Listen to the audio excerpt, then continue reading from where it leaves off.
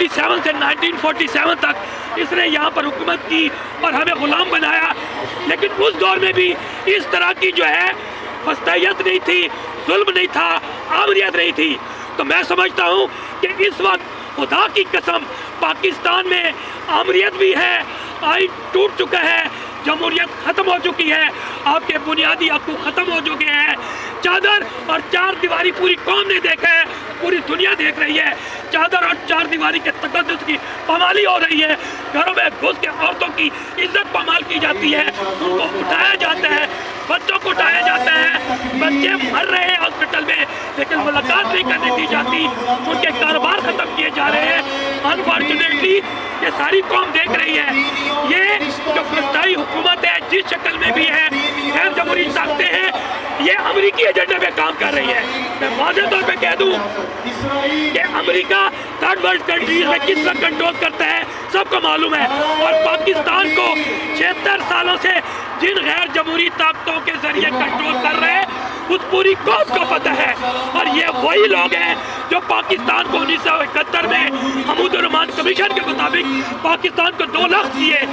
میں ایک کوٹ کروں گا شمشاد احمد صاحب کے، جو کہ فارن سیکرٹری صاحب کا رہ چکے ہیں، فارن ڈپلومیٹس رہے ہیں، خدا کی قسم انہوں نے وہ الفاظ کیے، وہ خوب پاکستان کی سچویشن ہے،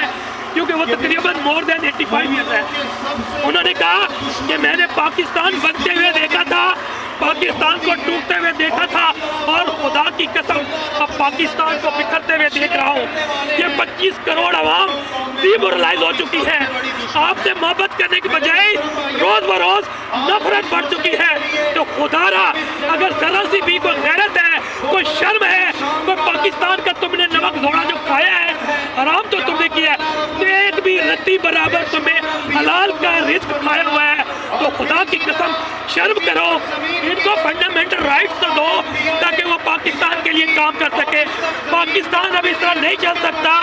پاکستان میں فری اینڈ فیئر الیکشن ہونے ضروری ہے۔ اگر خدا نہ خواستہ پاکستان میں فری اینڈ فیئر الیکشن نہ ہوئے تو پاکستان جس طرح 1971 میں ٹوٹا تھا، اسی طرح جو گریٹ گیم کا حصہ آپ سب کو پتہ ہے، میں اس میں ڈیٹیل میں نہیں جانا چاہتا کیونکہ یہاں مختصر سی بات کرنی ہے۔ تو میں سمجھتا ہوں امریکہ پاکستان کے گریٹ گیم کے حصے کے سازش کا حصہ ہے،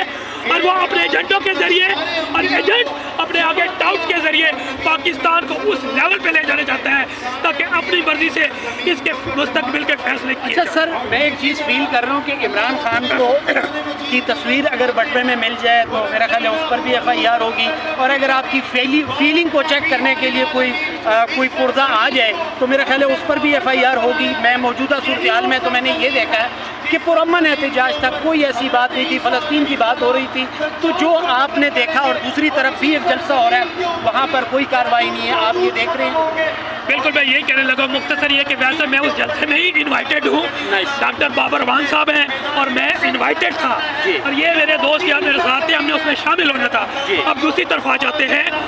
کہ یقینی طور پہ آئین اور قانون کے مطابق ایسی کوئی کلاز نہیں ہے کہ کسی پارٹی کا جھنڈا پکڑنا، کسی پارٹی کے لیڈر کی تصویر رکھنا یا اپنے خیالات کا اظہار کرنا نہ آئین کے مطابق کوئی جرم ہے، نہ قانون کے مطابق جرم ہے، اور نہ ہی اس طرح کی کوئی پروسیڈنگ ہو سکتی ہے۔ لیکن 16-17 سالوں میں قوم نے یہ بھی دیکھ لیا کہ نہ قانون ہے نہ آئین ہے، اپنا قانون ہے جسے جنگل کا قانون ہے۔ میں سمجھتا ہوں